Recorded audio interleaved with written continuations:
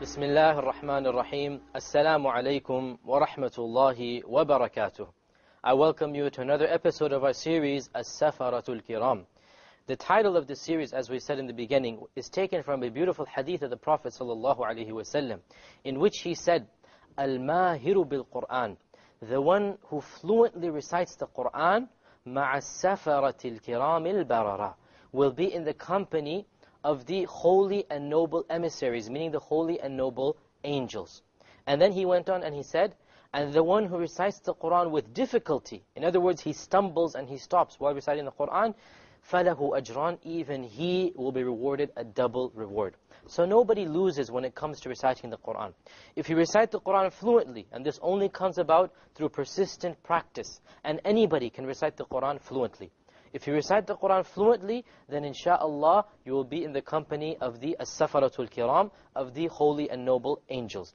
And even if you don't recite it fluently, and you're trying to learn, and you're stumbling, and you're stopping, then even then the Prophet ﷺ said, you will not be rewarded once, you will be rewarded twice for this recitation. In another beautiful hadith, the Prophet ﷺ said, خَيْرُكُمْ مَنْ تَعَلَّمَ الْقُرْآنَ وَعَلَّمَهُ, the best of you are those who learn the Qur'an and then teach it to others. And there was a student of the companion by the name of Abu Abdurrahman as-Sulami, who heard this hadith as a young man. And he was so affected by it, that he changed his entire course of life, and he devoted it to a systematic study of the recitation of the Qur'an.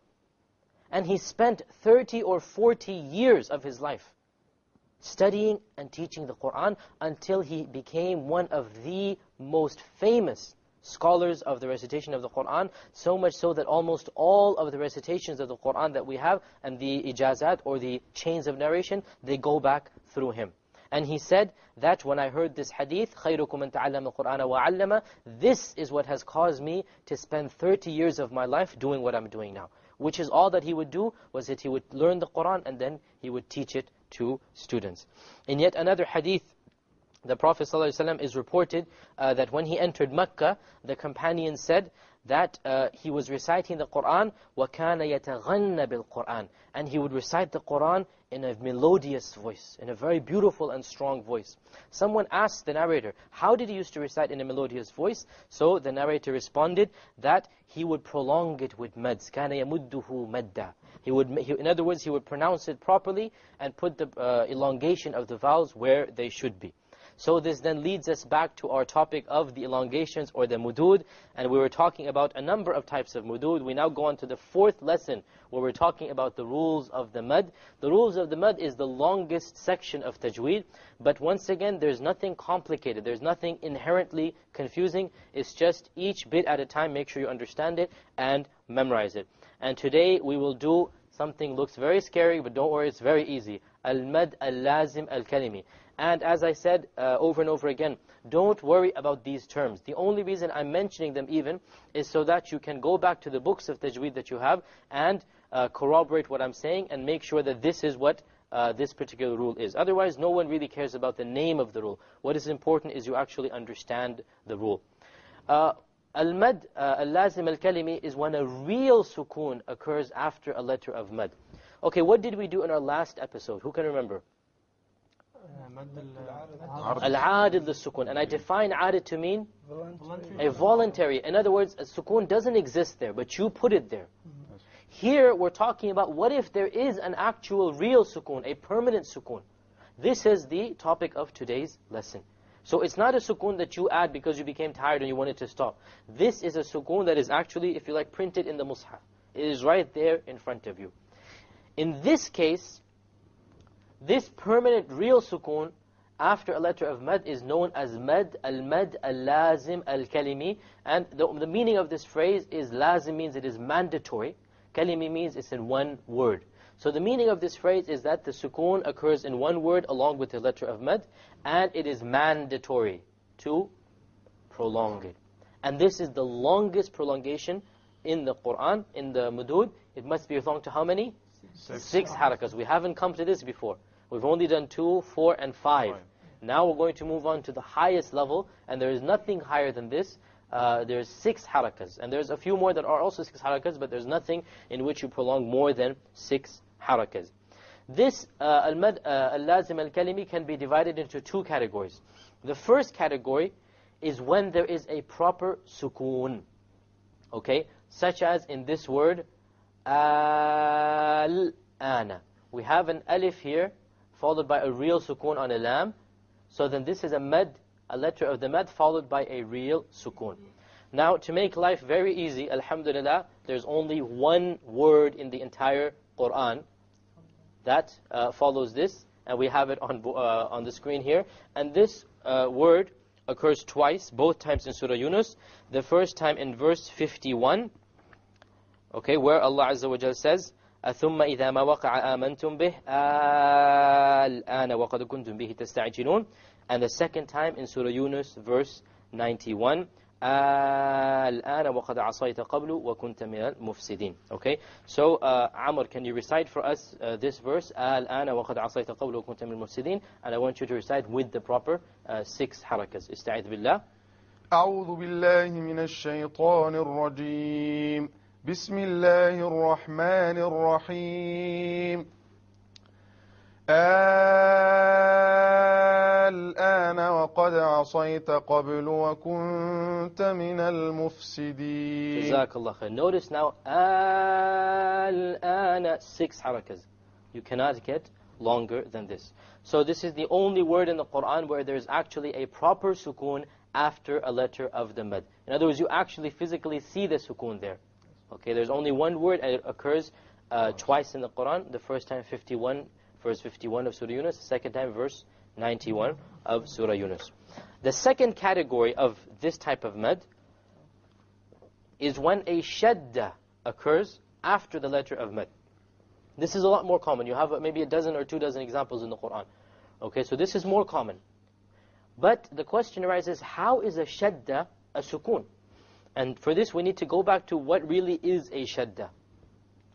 For example, the word adabba. Okay? We have over here an alif followed by a ba mushaddad with a shadda on it. What is the origin of a shadda?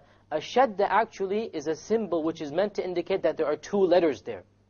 The first letter will be silent and the second letter has a haraka on it. So over here we have the actual way that dabba should be written is alif ba with a sukoon and then ba with a fatha. Now you see where the sukoon is. Here is a sukoon.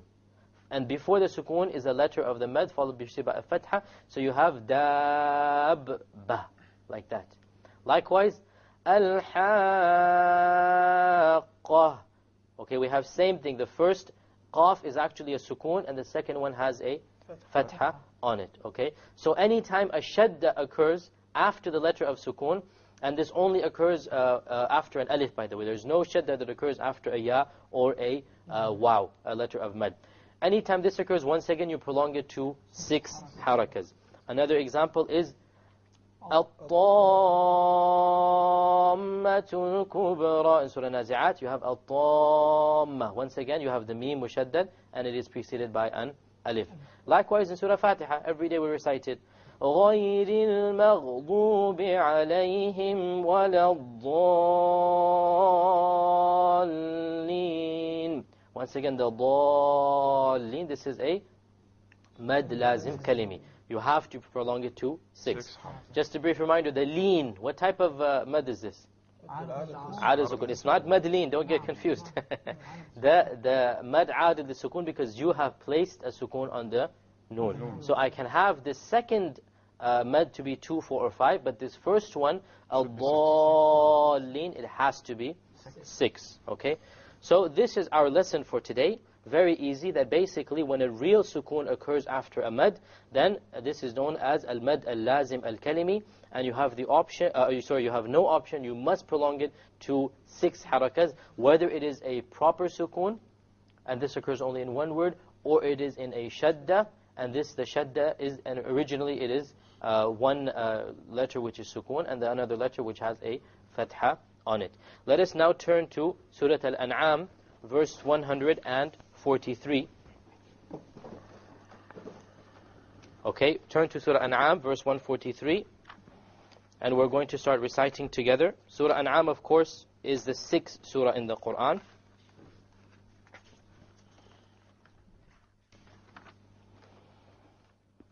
Okay, repeat after me. أعوذ بالله من الشيطان الرجيم.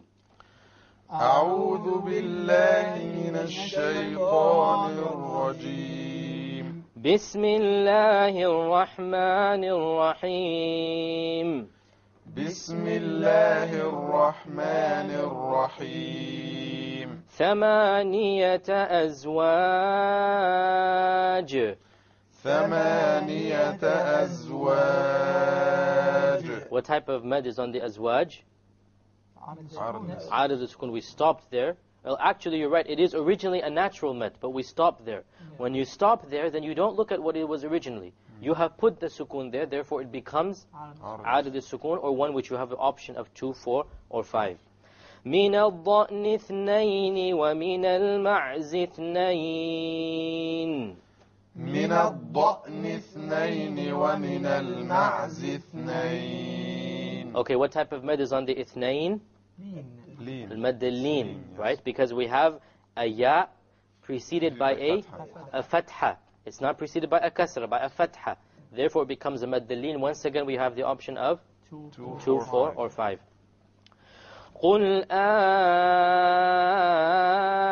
أذكرين حرم أم الأنثيين أما اشتملت عليه أرحام الأنثيين. قل أذكرين حرم أم الأنثيين أما اشتملت عليه أرحام الأنثيين. Okay, الذكرين. What type of mad here? Al-mad al-lazim over here, right? Because you have a shadda. You have a shadda on the dhal. And before that was the harf mad. So this becomes 6. You have to make it the longest. نبئوني بعلم إن كنتم صادقين. نبئوني بعلم إن كنتم صادقين. Once again, صادقين is mad aadad al-sukun, or the one that is temporary, and we have to follow what we did before, which was the 4 harakah, so we have to be consistent all the time. وَمِنَ الْإِبِلِ اثْنَيْنِ وَمِنَ الْبَقَرِ اثْنَيْنِ. ومن الإبل اثنين ومن البقر اثنين. Once again, the ithnain is madleen, and we have to be consistent. Last time we did 4 or 5. Once again, we have to do 4 or 5. We're not allowed to do 2 because we have chosen to do 4 the first time. Therefore, the second time we must be consistent. قُلْ أَذَّكَرَيْنِ حَرَّمَ أَمِ الْأُنثَيَيْنِ أَمَّا اشْتَمَلَتْ عَلَيْهِ أَرْحَامُ الْأُنثَيَيْنِ. قل أذكرين حرم أم الأنثيين أما اشتملت عليه أرحام الأنثيين. Okay, once again the الذكرين. Once again we have the same type that we did now. We have a shadda and is preceded by a mad. Okay, so we have to do it 6. The unthayain, once again we get to al-maddalin. We have to be consistent with our 4. أَمْ كُنْتُمْ شُهَدَاءَ إِذْ وَصَّاكُمُ اللَّهُ بِهَذَا. أَمْ كُنْتُمْ شُهَدَاءَ إِذْ وَصَّاكُمُ اللَّهُ بِهَذَا. Okay, shuhada'a, what type of mad? It's a connected mad. We have to do it 4 or 5. فَمَنْ أَظْلَمُ مِمَّنِ افْتَرَى عَلَى اللَّهِ كَذِبًا لِيُضِلَّ النَّاسَ بِغَيْرِ عِلْمٍ. فمن أظلم ممن افترى على الله كذبا ليضل الناس بغير علم. إِنَّ اللَّهَ لَا يَهْدِي الْقَوْمَ الظَّالِمِينَ. إن الله لا يهدي القوم الظالمين. And the ظالمين, once again, is the mad adil sukun, or the temporary mad. With this, we come to the conclusion of today's episode, where we discussed where a real sukun occurs after a mad, in which case we have to prolong it to 6 harakas.